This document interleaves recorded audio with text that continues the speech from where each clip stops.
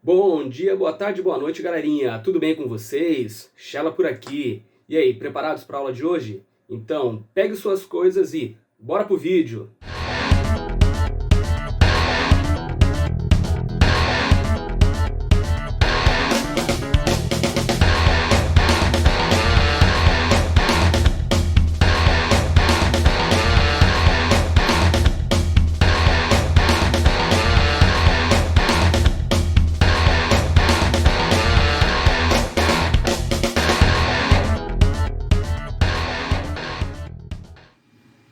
E aí, turminha, tudo bem com vocês? Como que estão as coisas por aí? Aqui tudo tranquilo, tudo em paz. Pessoal, então vamos lá? Vamos dar continuidade aos nossos estudos relacionados à República no Brasil.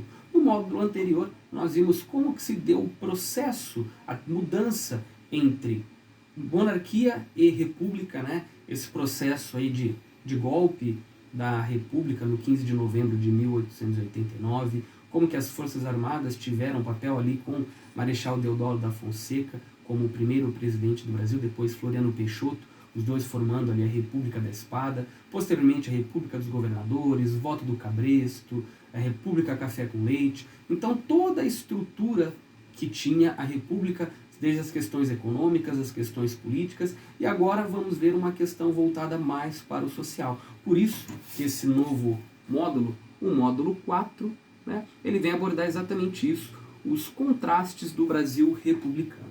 Que o Brasil é um país cheio de contrastes, uma desigualdade social muito presente, inclusive nos dias de hoje. Imagine na virada do século, né, do século XIX para o século XX, estes contrastes eles eram ainda mais evidentes. Quais contrastes estes? Contrastes estes entre o rico e o pobre, aquele grupo que detém o poder, seja ele político e econômico, e aqueles grupos que vivem à margem da sociedade. Tudo bem? É importante ressaltar aqui neste contexto, a capital do Brasil era o Rio de Janeiro, então claro que isso vai ficar um pouco mais acentuado, principalmente o surgimento de cortiços, a revolta da vacina depois, posteriormente nós vamos ver também que ela será uma clara demonstração dessa desigualdade que existe no Brasil.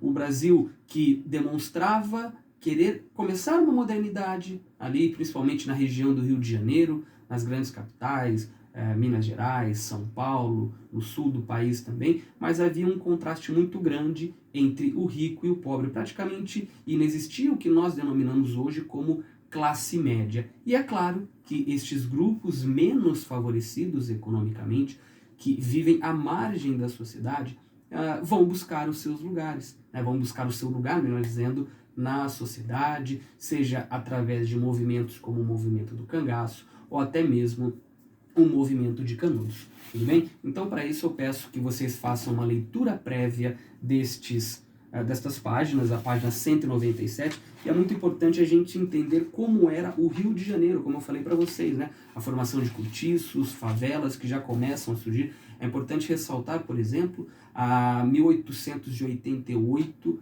temos no Brasil a abolição da escravidão, então, só que nós não temos um projeto por parte do governo para inserir este ex-escravo na sociedade, ex-escravo, ex-escrava na sociedade. Eles são simplesmente jogados à própria sorte. Tem a questão da chegada do imigrante também no Brasil, que muitos deles chegam com uma mão na frente e outra atrás, como diz o ditado, né? Não tinha oportunidades, ele veio dependente do senhor, dos grandes proprietários rurais, veio por um sistema de parcerias onde ele acabava se endividando. Então é muito grande esse abismo social existente no Brasil aí no início do século XX, né? Final do século XIX, início do século XX, é isso que nós vamos abordar. Por isso é muito importante uma leitura prévia destes conteúdos que estão na página 198 e 199, que fica muito claro essa dualidade entre, de um lado, um Brasil que começa a se modernizar, um Brasil republicano, um Brasil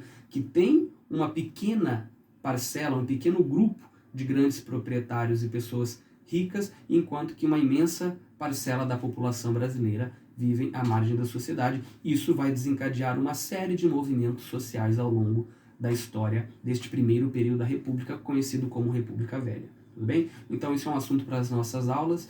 Então peço que vocês façam a leitura aí para que a gente possa discutir isso daí melhor na aula amanhã, tudo bem? Então fica aqui o meu abraço virtual e não se esqueça, turminha, fiquem em casa.